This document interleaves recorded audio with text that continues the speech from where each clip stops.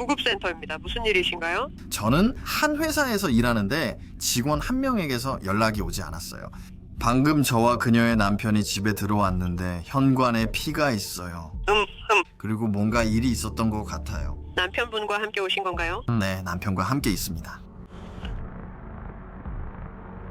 2001년 5월의 아름다운 아침입니다. 그리고 정말 예기치 않게 한 여성이 자신의 집에서 살해당합니다. 이 사건이 계획된 강도였을까요? 아니면 충동 범죄였을까요? 거의 25년 동안 아무도 그 답을 알지 못했습니다.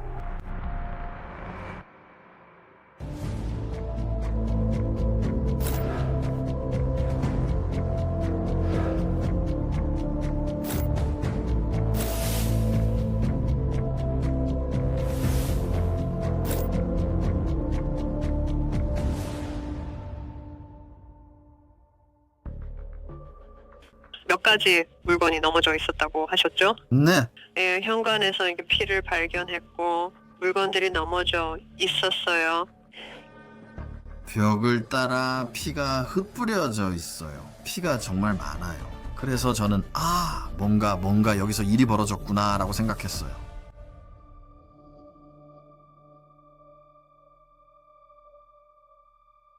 셰비체이스는 아주 고급스럽고 부유한 동네예요. 여기는 아무런 나쁜 일이 일어나지 않는 곳 같은 분위기예요. 화이트 칼라 계층이면 정말 아름다워요.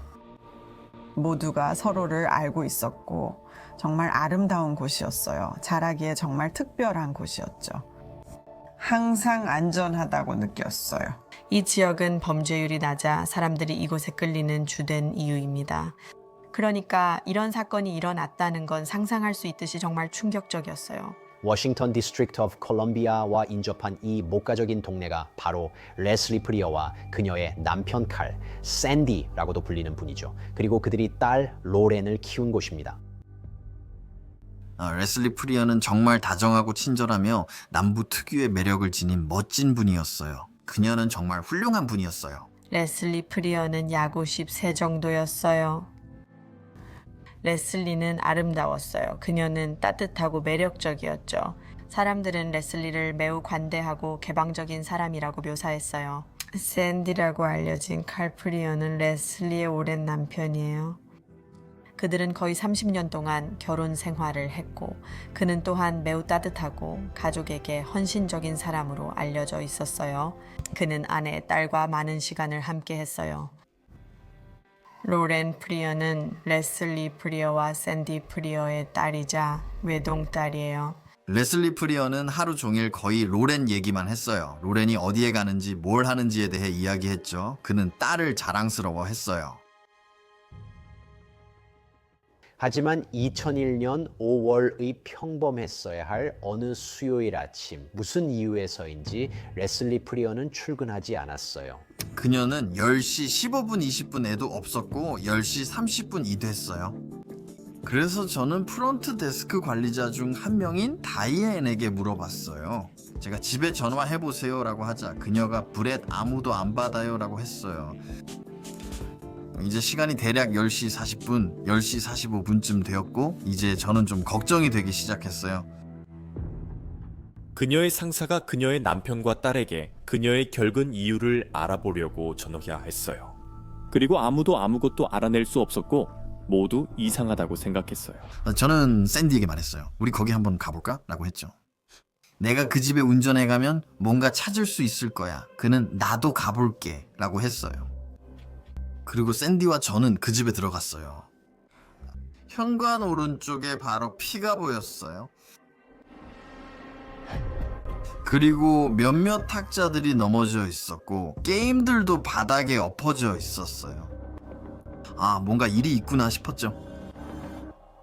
그는 레슬리를 찾으러 위층으로 올라갔고 제가 기억하기로는 정말 빨리 아마 30초도 안 돼서 다시 아래층으로 내려왔어요. 그리고 우리는 뒤로 걸어 주방으로 갔고 제가 샌디 주방에 피가 가득해 라고 말했어요. 이건 분명히 몸싸움이 있었던 거예요. 그리고 주방 문도 약간 열려 있었어요. 살짝 열려 있었죠. 그리고 피 위에는 누군가가 닦으려고 한 것처럼 피가 문질러져 있었어요. 그 순간 저는 뭔가 범죄가 일어났다는 걸 알았어요. 저는 샌디 우리 911에 전화해야 할 것 같아 라고 말했어요. 여러분 집 밖으로 나가 주시겠어요? 네. 네, 저희가 연락을 했고 그들이 오고 있을 거예요. 샌디에게 물어봤어요. 우리가 밖에 나가서 경찰을 기다릴 때 너 정말 빨리 위층에 있었잖아 라고 샌디에게 말했어요. 그랬더니 샌디가 근데 나는 욕실은 확인 안 했어 라고 했어요. 저한테는 이해가 안 됐어요. 욕실을 확인하지 않았다니. 그리고 제복을 입은 경찰관이 도착해서 위층의 안방으로 올라갔어요.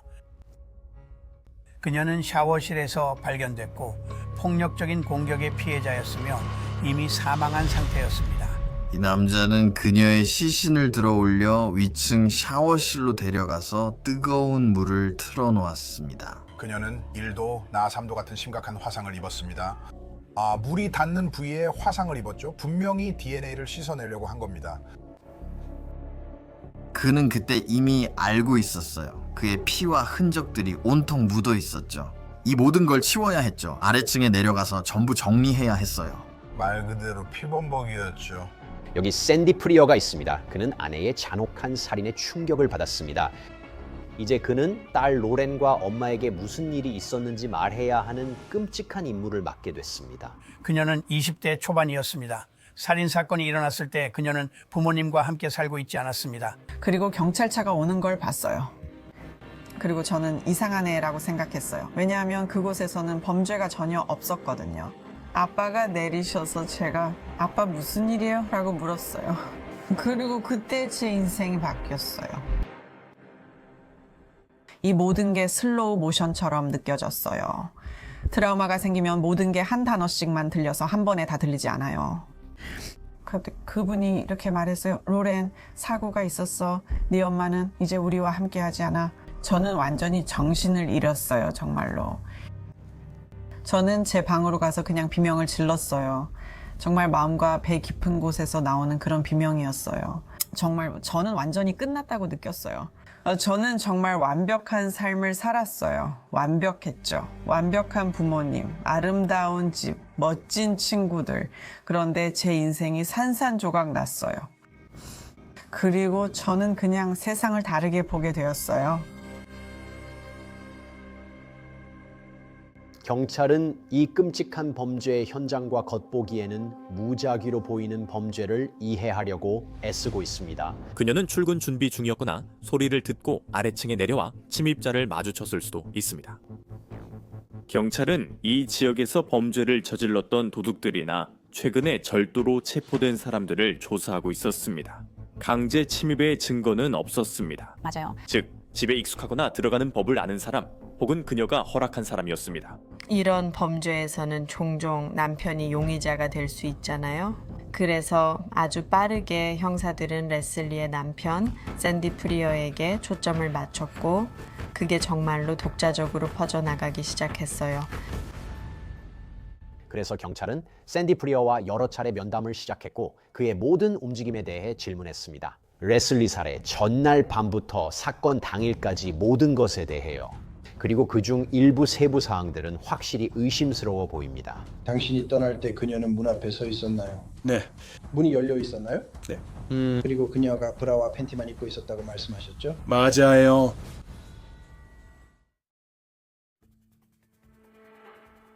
그는 이미 의심이 있었다면 확인할 수 있는 세부 사항들을 제공했어요. 우선 그는 그녀를 찾으려 집을 뒤졌어요. 아침에 집을 수색했지만 그녀를 못 찾았고 이후 경찰이 도착했어요. 그리고 그는 오늘 숨겨진 게 아니라 욕실에 있었어요. 그래서 그들에게 이상하게 느껴졌던 것 같고 그럴 만도 했어요. 알아요. 이 얘기를 하고 싶지 않을 수도 있다는 거 알겠어요. 하지만 우리가 얘기했을 때 당신 아내의 음주에 대해 언급했었죠. 맞죠?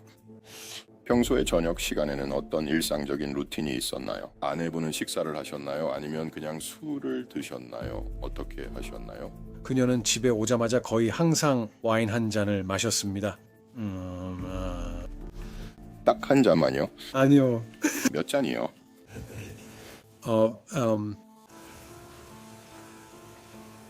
이게 중요한 건가요? 그녀는 많이 있을까요? 그녀가 많을 거예요. 솔직히 그게 제가 집에 늦게 들어온 이유 중 하나예요. 왜냐하면 저는 정말 점점 감당하기 힘들어졌어요. 경찰이 샌디 프리어를 신문할 때 그는 모든 질문에 최대한 정직하게 답하려 합니다. 결국 그는 형사들이 자신의 아내를 살해한 범인을 찾길 원하니까요. 하지만 그중 일부 내용은 그를 좋은 모습으로 보여주지 않습니다. 그래서 그는 그들이 싸웠던 모든 순간 자신이 폭력적으로 보일 수 있었던 모든 행동을 떠올리는 모습을 볼 수 있었습니다. 그는 그녀가 종종 너무 취했다고 말했습니다. 그들이 했던 몇몇 싸움이 험악하게 변한 적은 있었지만 그중 어느 것도 폭력적이거나 폭력에 가까운 적은 없었습니다. 내가 가장 폭력적이었던 순간은 그녀를 붙잡고 정신 차려야 해 라고 말했던 때뿐이었습니다. 그러니까 그녀의 어깨를 붙잡는 식으로. 그녀의 어깨요. 그러니까 정신 차려야 해. 근데 제가 그걸 한 번 했었는데 진짜로요. 그리고 그녀가 벽에 부딪혔어요. 부순 건 아니고 그냥 부딪혔을 뿐이에요. 그녀가 갑자기 울자 저는 내가 뭐 하는 거지 라고 생각했어요. 그래서 저는 거의 제 자신을 억제하며 더 이상 나아가지 않았어요. 저는 여기까지 가지 않으려고 했어요. 경찰은 브렐 리디도 면담했습니다. 이 사람은 레슬리의 상사이자 사건 당일 아침 집에서 샌디를 만난 인물입니다. 레슬리가 당신이나 다른 동료들에게 집에서 겪고 있는 개인적인 문제나 집안에서 겪고 있는 문제에 대해 이야기한 적이 있나요? 제가 듣기로 레슬리는 술을 많이 마신다고 했습니다. 다른 점은 없었나요? 남편과의 사이는 어땠나요? 아니요, 그 부분은 전혀 언급하지 않았어요. 나중에 경찰이 그들의 딸 로렌과 이야기를 나눌 때 어머니인 레슬리에 대해 더 직접적인 질문을 했어요.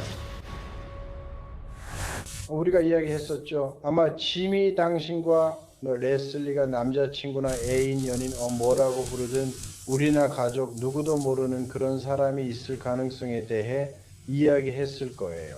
네, 맞아요. 우리는 그 가능성을 최대한 끝까지 조사해 봤어요. 네, 맞아요. 우리는 친구들이나 지인들 10년 전까지 거슬러 올라가서 모두에게 얘기를 나눠봤지만 아무도 우리에게 어떤 실마리도 제공해주지 못했어요. 그리고 있잖아요. 제가 아는 모든 걸 다 말씀드렸어요. 제 목숨을 걸고 맹세해요. 절대 당신에게 숨기는 건 없어요. 만약 제 부모님께서 이상한 일이 있었거나 그러니까 바람을 피우고 계셨다거나 만약 아빠가 저에게 뭔가를 말씀하셔서 제가 뭔가 의심할 만한 게 있었다면 분명히 당신께 말씀드렸을 거예요. 처음에 딱 1초 동안, 정말 딱 1초 동안 저는 이렇게 생각했어요. 우리 아빠가 정말 그런 일을 했을까라고요. 레슬리, 즉 엄마에게 무슨 일이 생겼다는 걸 알았을 때 저는 그럴 리 없어 라고 말했어요. 정말 참혹했어요. 그 한저와 샌디 프리어는 결국 거짓말 탐지기 테스트를 받게 되고 충격적으로 그는 그 테스트에서 떨어집니다. 그 일로 인해 경찰은 그에게 더욱 집중하게 되고 더 강하게 압박합니다. 가끔 옳은 일을 하는 게 쉽지 않을 때가 있습니다. 때로는 엄청난 용기가 필요하죠. 들어가서 옳은 일을 하는 것, 참고 인정하는 것, 그래야 앞으로 나아갑니다. 그리고 그게 바로 당신이 정말로 해야 할 일입니다. 당신을 위해서도 그렇고 로렌을 위해서도 그렇고 특히 로렌을 위해서 그렇습니다. 옳은 일을 해야 해, 친구. 그래야 해. 내가 그렇게 하고 있는 것 같아. 사실 난 내가 그렇게 하고 있다는 걸 알아. 그리고 한 가지만 말할게. 넌 사람을 잘못 봤어. 그러니까 형사들이 샌디를 신문하는 걸 보는 건 정말 놀라웠어. 인간적으로 느껴졌거든.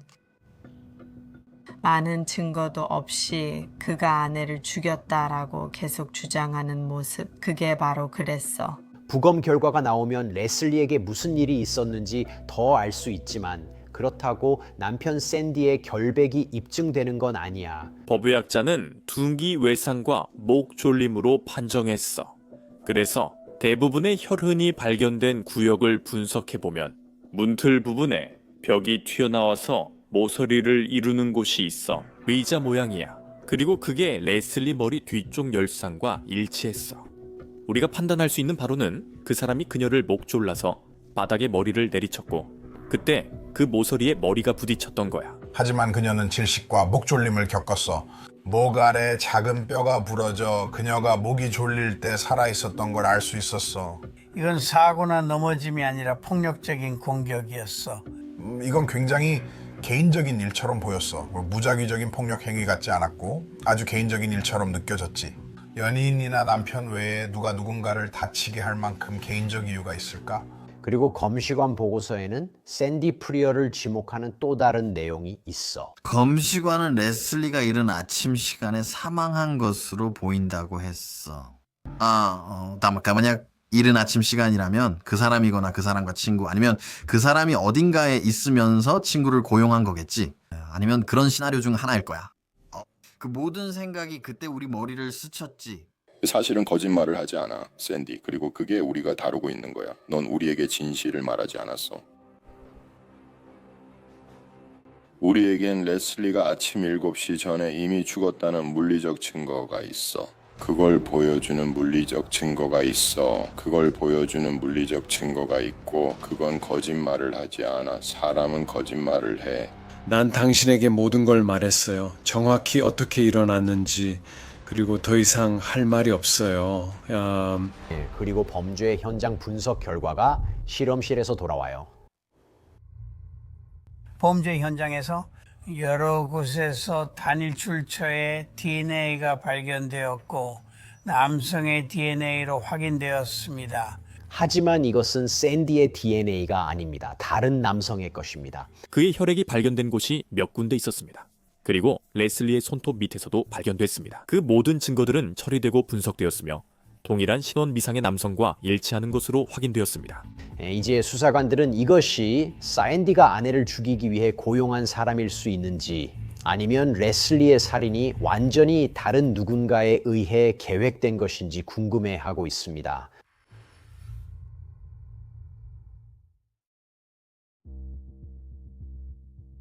그의 피와 그녀의 피가 계단 아래 특정 구역에서 섞여 있었습니다. 그는 자신이 다친 것을 알고 있었습니다. 2001년쯤이면 DNA를 잘 알았으니 자신이 흔적을 남긴다는 것도 알았을 겁니다. 아마도 그는 그걸 치우려고 했던 것 같습니다. 제 추측인데 그러다가 방해를 받은 거죠. 하지만 도대체 이 정체불명의 남자, 이 미스터리한 남자는 누구일까요? 로렌 프리어와 그녀의 아버지 샌디의 도움으로 경찰은 명단을 만들기 시작합니다. 가족 구성원이나 가족의 친구로 확인된 남성은 대략 18명에서 24명 사이였습니다. 정기적으로 드나들면서 그 피가 자신의 것인지 자신의 DNA인지 확인하기 위해 검사를 받았습니다. 중요한 범죄 현장에서 말이죠. 레슬리 프리어의 살인범이 그녀가 아는 사람, 열쇠를 가진 사람, 그리고 부엌 문을 열어둔 것을 아는 사람이었을까요? 이때 새로운 가설이 나옵니다. 지금 가장 유력한 가설은 그가 무언가를 훔치러 왔다는 것입니다. 그리고 엄마인 레슬리 씨가 아마도 옷을 제대로 입지 않은 상태로 내려와서 그를 봤던 것 같습니다. 아마 비명을 질렀고 그는 그냥 이성을 잃었을 겁니다. 한번 시작하니 멈출 수 없었죠. 경찰은 이름 하나하나, 사람 한 명 한 명씩 명단을 확인합니다. 18명의 다른 남성들 모두 제외됐습니다. 출처로서 모두 제외됐습니다. 이 사건은 10년 가까이 미제였고 10년의 형사들이 재수사했습니다. 10년마다 새 형사가 미제 사건을 맡습니다. 형사의 눈에 뭐가 띌지는 아무도 모릅니다. 로렌은 2010년 형사들에게 아는 이웃이 있다고 말했고 어머니와 함께 있을 때 그 이웃을 마주친다고 해서 거했어요. 그 남자는 로렌 어머니에게 추파를 던지며 네가 어디서 예쁜 외모를 물려받았는지 알겠다 라고 했어요. 그 일은 항상 로렌 기억에 남았어요. 사람들은 로렌의 이웃 중 한 명이 그랬다고 생각했어요. 그 남자는 좀 이상한 사람이었어요. 이상한 행동도 했고 저는 그 사람이 범인이라고 생각했어요. 경찰은 그 사람을 조사했어요. 그의 DNA도 채취했지만 일치하지 않아서 용의선상에서 제외됐어요. 그 후 7년 동안 이 사건에서는 별다른 진전이 없었지만 이 기간 동안 로렌은 또 한 번 끔찍한 상실을 겪게 됩니다. 그녀의 아버지는 2017년 세상을 떠나 공식적으로 무죄를 입증받지 못했습니다. 그런 상황이 한 사람에게 얼마나 큰 부담이 될지, 그리고 그의 건강에 어떤 영향을 미쳤을지 상상조차 할 수 없습니다. 그는 상심으로 세상을 떠났어요. 그는 정말로 망연자실했죠. 예, 그는 아주 오랫동안 저희 이모 페니와 저를 위해 살아왔어요. 그리고 이제는 모든 게 충분하다고 느꼈던 거죠. 그는 그냥 모든 걸 끝내고 싶었던 거예요. 그는 한 번도 체포된 적이 없었어요. 이건 그가 용의자이긴 했지만 그를 살인사건과 직접적으로 연결짓거나 연관된 증거가 없었다는 사실을 보여줍니다. 사실 솔직히 말해서 초기에 확보된 DNA 증거는 그가 이 사건과 아무런 관련이 없다는 것을 시사했어요. 그리고 안타깝게도 그는 자신이 무죄임을 증명받는 모습을 보지 못하고 세상을 떠났습니다. 20년이 넘는 시간 동안 아무 일도 일어나지 않았습니다. 그들은 제3자의 정체불명의 DNA 샘플이 있다는 사실을 알고 있었고 20년이 넘는 시간 동안 그게 전부였습니다. 그리고 2022년에 로렌은 몽고메리 카운티 경찰서로부터 전화를 받게 됩니다. 전화가 울렸어요. 정말 갑자기요. 그리고 타라라는 분이 전화를 받으셨고 안녕하세요. 제 이름은 타라예요. 라고 말씀하셨어요. 저는 몽고메리 카운티 미제 사건 전담 수사팀 소속입니다. 그분이 저는 당신 어머니 사건을 맡고 있어요. 라고 말씀하셨어요. 저는 거의 의자에서 떨어질 뻔했어요. 거의 25년이 지났어요. 정말 오랜 시간이죠. 정말 오랜 시간이요. 그래서 제가 와서 당신이요? 라고 말했어요. 그건 정말 한 번도 들어본 적 없는 말이었어요. 믿을 수가 없었죠. 그리고 그녀가 우리에게 족보가 생겼어요. 라고 했어요. 그리고 우리가 그걸 한번 알아보려고 해요. 제가 넌 알겠어요. 라고 했고 1년쯤 뒤에 그녀가 말했어요. 제 리스트에 약 25명이 있어서 시간이 오래 걸릴 거라고 했어요. 그래서 제가 알겠어요. 라고 했죠.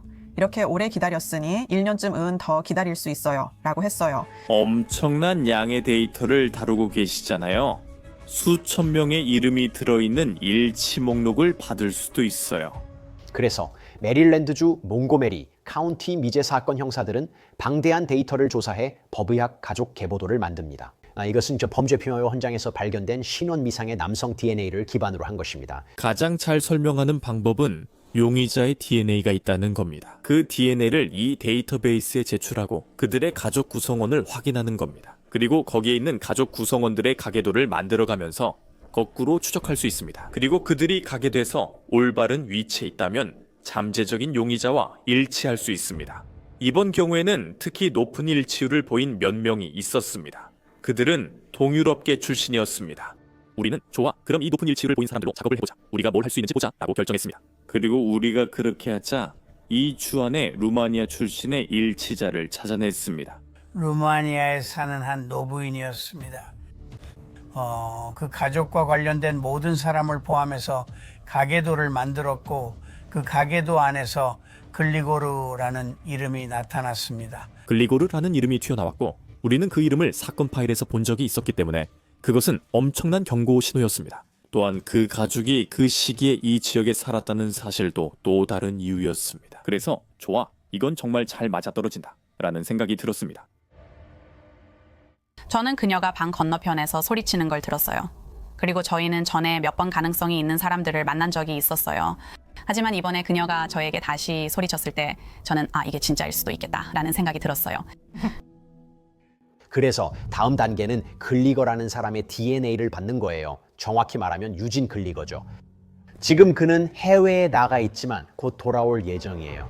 그래서 그들은 공항 관계자들의 도움을 받아 공항에서 작은 속임수를 꾸몄어요. 그들은 서류를 실제로 검사했고 그는 해외에서 돌아왔으며 그들은 서류 확인을 주장했어요. 그리고 그들은 그를 소독된 방에 넣고 물병을 두었어요. 그에게 서류를 작성하게 했고 서류를 다 작성하자 좋아요, 이제 가도 됩니다 라고 했어요. 그는 충분히 머물렀고 그 물병에서 물을 마셨죠.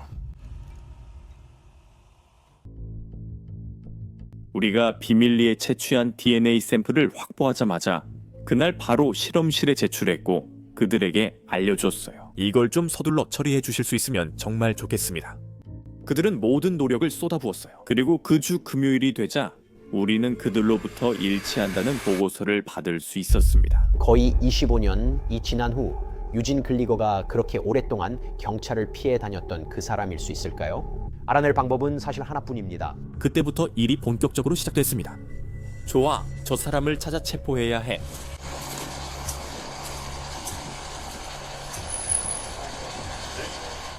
그가 체포될 때 그녀가 저에게 전화해서 그들이 모든 증거를 갖고 있다는 걸 알았죠. 그냥 직감이 아니었어요. 그들은 DNA, 혈액, 피부까지 가지고 있었어요. 그 사람이었죠. 야, 이거 진짜 내 혈액 순환을 막고 있어. 조정해줄게. 아야. 잠깐만, 쉽진 않지만 우린 해낼 거야. 알겠어. 그래, 우리는 해낼 거야. 좀 더 편하게 해줄게. 그래, 문제 없어. 너한테 개인적으로 나쁜 감정은 없어. 그래. 그럼 이 영장에 대해서는 아무것도 몰랐던 거야? 아니. 알겠어요. 우리 상사가 이 일에 대해 전부 설명해 줄 거예요.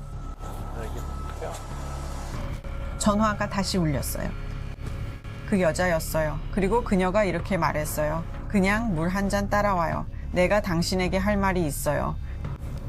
예, 분명히 그때는 세상에 이런 느낌이었죠. 그리고 그녀가 말했어요. 혹시 알아요? 유진 그레고르라는 사람 알아요? 그러니까 제가 뭐라고 할 수 있었겠어요. 저는 완전히 정신이 나갔죠. 그냥 믿을 수가 없었어요. 그리고 그녀가 말했죠. 그 사람이 네 엄마를 죽인 사람이야. 제 귀를 의심했어요. 제가 만났던 사람이었다는 건 전혀 몰랐어요. 그의 부모님 집은 제 부모님 집에서 정말로 걸어서 7분 거리에 있었어요. 우리는 프롬에도 함께 갔고 그는 자주 제 부모님 집에 왔어요. 우리 엄마가 요리하셨고 그는 그냥 거기 있었고 저는 그의 부모님 집에 있곤 했어요. 그리고 제가 21살 때 우리는 헤어졌어요. 서로 합의해서요. 나쁜 일은 아니었어요. 우리가 헤어진 3년 뒤 그는 그녀를 죽였어요. 정말 끔찍했어요. 그래서 무서웠어요. 정말 두려웠어요. 자기를 돌봐주고 집을 열어준 사람에게 그런 짓을 할 수 있었다는 사실 자체가 정말 충격적이었어요. 하지만 돌이켜보면 아무도 예전에 같이 파르치질을 하던 21살짜리 애를 의심하지 않았어요. 그쪽으로는 전혀 의심이 가지 않았어요. 말이 안 됐으니까요. 그가 체포되자마자 저는 로렌에게 전화해 그 사실을 알리고 정보를 얻으려 했어요. 우리가 그를 면담하기 전 저는 그녀에게 이 사실을 알리지 말아달라고 부탁했어요. 우리가 끝나는 대로 바로 전화할게요. 더 많은 정보를 드릴 테니 그냥 이 일이 진행 중이라는 것만 알아두세요. 유진 그레고르는 이미 체포된 상태에서 경찰이 그를 신문하러 데려왔습니다. 저는 오기스탱 형사이고 이분은 뒤푸이 형사입니다. 안녕하세요. 저희는 몽고메리 카운티에서 왔습니다. 알겠습니다. 이게 다 무슨 일인지 궁금하실 거라고 생각합니다. 저도 정말 알고 싶어요. 무슨 일이 일어나고 있는지 모르겠지만 정말 힘들었어요. 네, 저희가 함께 이 모든 걸 이겨낼 거예요. 그 사람도 마음 한구석에서는 언젠가 이런 날이 올 수도 있다는 걸 알고 있었던 것 같아요. 이건 일종의 게임이에요. 그는 우리에게서 우리는 그에게 정보를 얻으려 했고 그가 우리가 가진 증거를 궁금해하는 것도 분명했죠. 오늘 몸 상태는 어떠세요? 다친 데는 없으세요? 괜찮으신가요? 그러니까 좀 당황스럽고 수갑 때문에 손에 혹이 생긴 것 같아요. 전부 다 너무 가짜였어요. 그가 들어오자마자 바로 수갑 때문에 손목이 아파요. 아이고 속 쓰려요. 그리고 그는 내내 피해자인 척만 했어요. 저희는 실제로 미제 사건 전담반에서 일합니다. 오랜 기간 동안 해결되지 않은 범죄를 수사하죠. 2001년에 레슬리 프리어 기억나시나요? 네, 그녀가 살해당했다는 거요. 맞아요. 네, 알겠습니다. 그게 바로 저희가 조사하고 있는 사건입니다. 저희가 당신과 이야기하고 싶었던 이유는 사건 파일에 이름이 올라와 있는 많은 사람들이 수년 동안 인터뷰를 받았고 범죄 현장에서 나온 DNA와 비교하기 위해 DNA 샘플을 제출해 달라는 요청을 받았습니다. 저희는 그들이 당신과 대화하거나 조치한 적이 없다는 걸 알았고 그래서 당신을 더 알고 싶었습니다. 그리고 그 당시 당신이 그 집에 있을 수 있었던 어떤 상황이라도 있었는지 알고 싶었습니다. 저는 그냥 조금 혼란스럽네요. 저에 대해 더 알아보고 저와 이야기하려고요. 왜 그냥 저한테 전화해서 오라고 하고 저와 이야기하지 않고 연방보안관을 보내서 저를 체포해서 데려오게 한 거죠? 왜 그런 건지 그냥 혼란스럽네요. 우리가 통제된 환경에서 당신과 대화해야 했기 때문입니다. 그리고 지금까지 말씀드린 것보다 조금 더 많은 내용이 있기 때문입니다. 말씀해 주실 수 있나요? 글쎄요, 곧 말씀드릴 겁니다. 제가 당신에게 조금 더 솔직하게 말할 기회를 드리려고 하는 겁니다. 우리가 그러니까 저는 여기서 좀 갇힌 기분이에요. 약간 글쎄요, 당신은 체포된 상태니까 갇힌 기분이 드는 게 당연하죠. 그리고 글리고르는 자신이 얼마나 갇혀 있는지 곧 알게 될 거예요. 그래서 범죄 현장에서 채취된 DNA와 실제로 당신의 DNA 샘플을 가지고 있습니다. 그리고 그 샘플을 범죄 현장의 DNA와 비교했더니 일치했습니다. 그래서 우리는 레슬리가 죽었을 때 당신이 그곳에 있었다는 것을 알고 있습니다. 하지만 저는 DNA 샘플을 준 적이 없습니다. 우리는 당신의 DNA를 가지고 있고 그것을 범죄 현장과 일치시켰습니다. 레슬리가 살해당했을 때 당신이 그곳에 있었다는 것을 압니다 라고 말했을 때 그는 이렇게 말했습니다. 당신들은 내 DNA를 가지고 있지 않아요. 저는 아니요, 있습니다 라고 답했어요. 만족스러웠습니다. 우리는 버려진 물병에서 샘플을 얻었습니다. 당신이 마신 물병에서 나온 DNA가 범죄 현장 DNA와 일치합니다. 알고 있잖아요. 우리도 압니다. 왜 제 DNA가 거기에 있겠어요? 그걸 저희가 알아내려고 하는 중입니다. 저도 모르겠어요. 진짜로 몰라요. 아시겠죠? 그 집에 간 적은 있지만 그건 예전에 그녀와 사귀었을 때였어요. 맞아요. 잘 모르겠어요. 말해줄 수 있으면 좋겠는데 잘 모르겠어요. 이해가 안 돼요.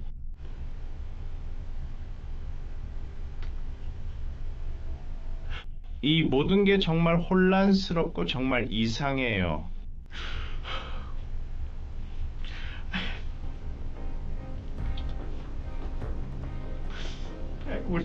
저한테 더 말씀해 주실 게 있나요? 그 사람이 실제로 눈물을 흘리진 않았지만 울고 있는 것 같았나요? 얼굴에서 눈물이 나오지 않잖아요. 저 지금 아주 건조해요. 건조하다고요? 저 지금 아주 건조해요. 목이 타고 탈수 상태예요. 제 눈이 충혈된 것도 보이실 거예요. 너무 피곤하고 지쳐서 그래요. 무슨 일인지 저도 잘 모르겠어요. 제가 눈물을 흘릴 수 있게 물을 마시라고요? 대체 당신 뭐가 문제예요? 아니, 내가 네가 울길 바라는 게 아니야. 그냥 무슨 말을 하려는 거야? 내 말은 이게 좀 꾸며낸 것 같다는 거야. 너 지금 장난하는 거야? 너 지금 진짜 장난하는 거야? 아니, 세상에 완전 헛소리하네. 너희 그냥 배우잖아. 그의 첫 반응은 우는 거였어요. 그런데 눈에서 눈물이 안 나오니까 그게 안 통한다는 걸 깨달았죠. 그래서 제가 네 얼굴에서 눈물이 안 나오는 거 보이거든. 이건 연기야. 진짜 감정이 아니야. 라고 말했어요. 그러더니 그는 화를 내기 시작했고 그때부터 우리에게 욕을 하고 소리를 지르기 시작했어요. 그는 모든 감정을 다 보여줬죠. 완전히 큰 연극이었어요. 다른 설명이 있다면 그래서 오늘 당신과 이야기하고 싶었던 거예요. 혹시 그게 중단된 강도 사건이었을 수도 있나요? 아무도 집에 없을 거라고 예상했는데 무슨 일이 일어난 건가요? 전혀 모르겠어요. 기억이 안 나요. 생각나지 않아요. 제가 가장 문제라고 생각했던 건 그가 어떤 일에 대해 추궁을 받았을 때 절대 내가 안 했어 라고 말하지 않았다는 거예요. 계속해서 기억이 안 나 라고만 했어요.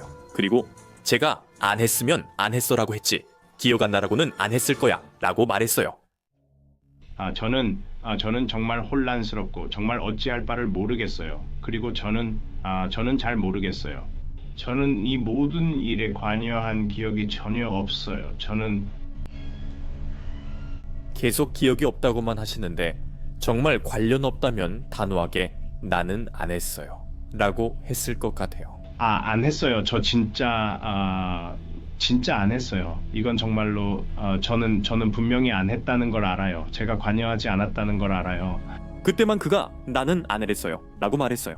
그리고 저는 이 일이 어떻게 이렇게까지 됐는지 정말 이해가 안 돼요. 정말 알았으면 좋겠어요. 그리고 정말로 여러분께 뭔가를 말씀드리고 답을 드리고 솔직한 시각에서 더 많은 피드백을 드릴 수 있으면 좋겠어요. 왜냐하면 저도 정말 모르겠거든요. 정말 모르겠어요. 진짜로요. 저도 몰라요. 그래서 여러분과 이야기하고 싶었어요. 왜 당신 피가 거기 있는지 정말 모르겠어요.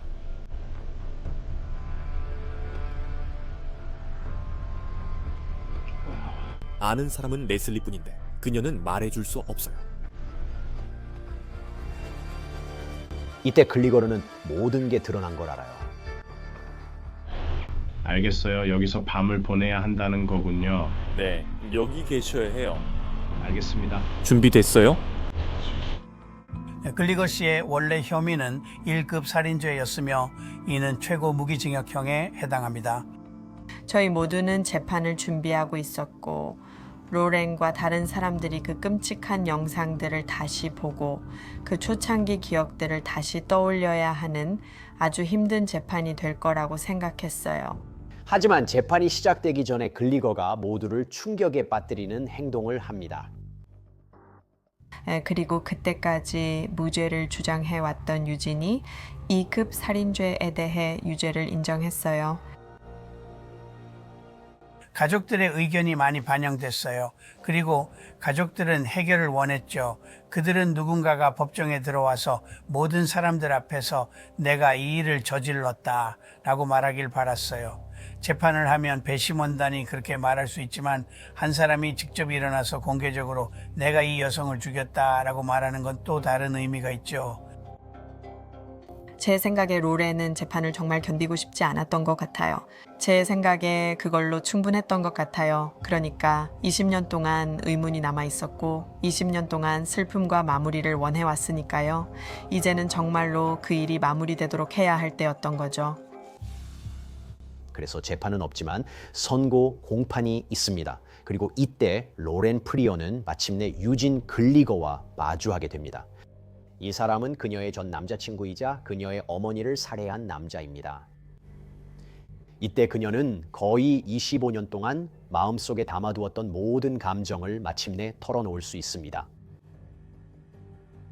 유령을 보는 것 같아요. 무서워요. 그는 촉수에 묶여 있어요. 잔인하게 제 어머니를 살해했어요. 그의 목소리를 듣고 난 당신을 알았는데 라고 생각하는 것. 저는 당신과 데이트도 했고 같이 졸업 파티에도 갔잖아요. 정말 무서웠어요. 아주 오싹했죠.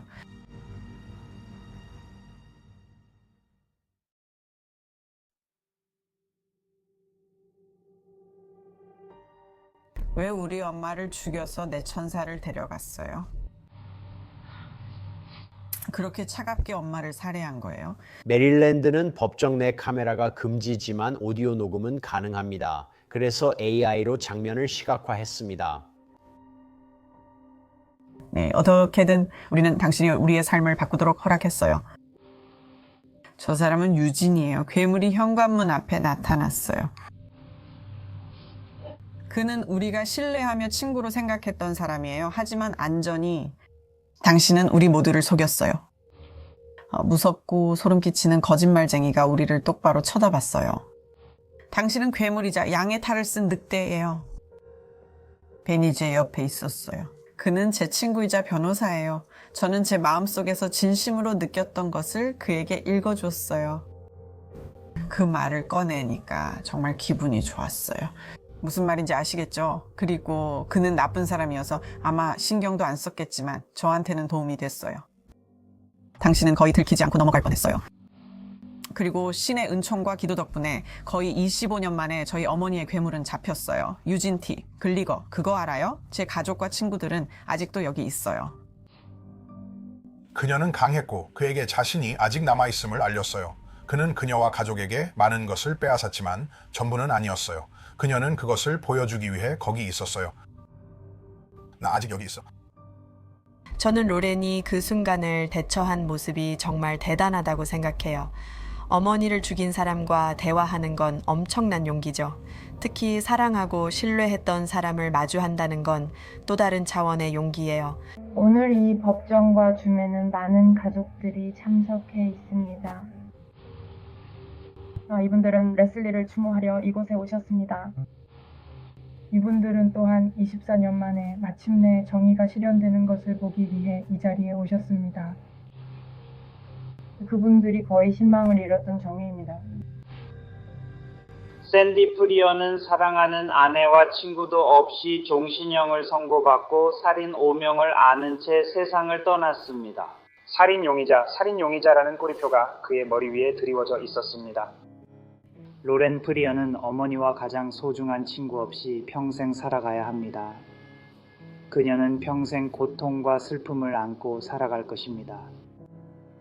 살인이 그녀와 어머니가 가족으로 받아들이고 사랑하며 신뢰했던 그녀에게 매우 가까웠던 사람에 의해 저질러졌다는 사실은 로렌 프리어에게 극심한 배신감과 혼란을 남겼습니다.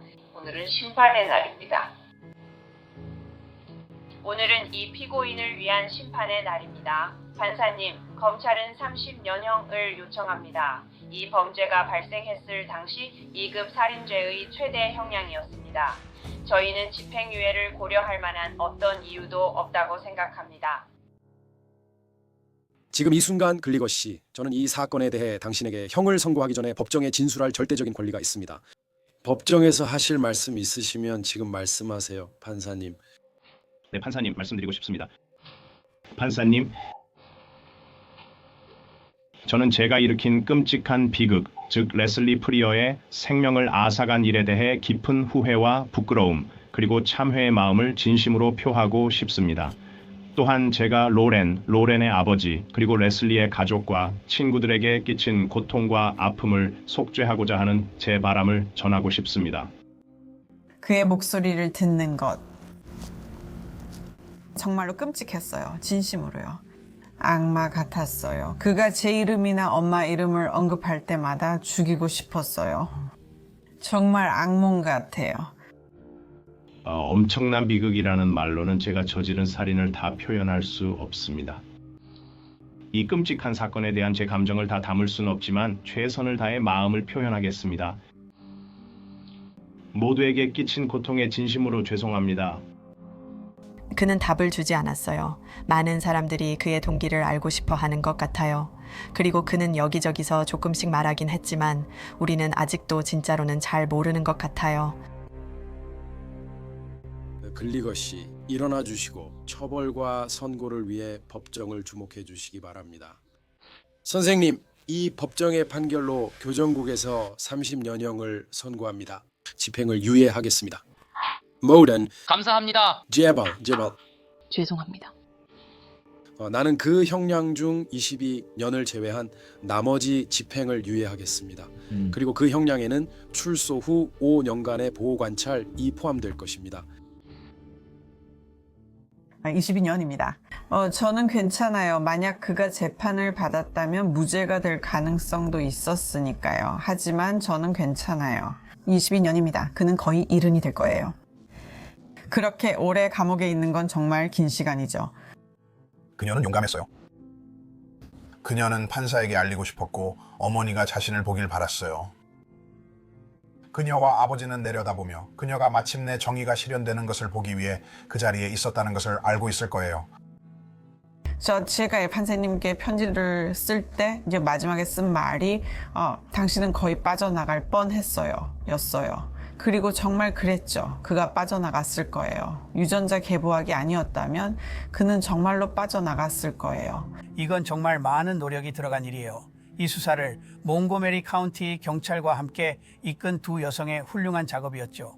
그들은 이 일을 해내기 위해 정말로 뛰어나고 철저하게 일했습니다. 많은 우여곡절이 있었고 오랜 시간이 걸렸지만 결국에는 성공적으로 마무리되었고 저희는 그 결과에 매우 만족했습니다. 그건 정말 기적이었어요. 말 그대로요. 아주 오래된 미제 사건을 겪고 있는 다른 가족들에게도 이런 일이 희망이 되길 바랍니다. 정말로요. 정말 감정의 롤러코스터 같은 사건이었죠. 끔찍하고 개인적인 살인 사건으로 시작해서 설명할 수 없는 일이었죠. 하지만 결국에는 희망도 있었습니다. 그리고 그건 여기 있는 3명의 놀라운 여성들 덕분이죠. 로렌 프리어는 절대 포기하지 않았고 미제의 사건 전담 형사들은 그녀에게 답을 주기 위해 말 그대로 온 세상을 뒤졌다고 할 수 있습니다. 저는 부모님의 사진을 게스트룸에 두고 꼭 이 사건을 해결할 거야 라고 약속했어요. 이제는 부모님께 우리가 정의를 찾았어요 라고 말할 수 있어요.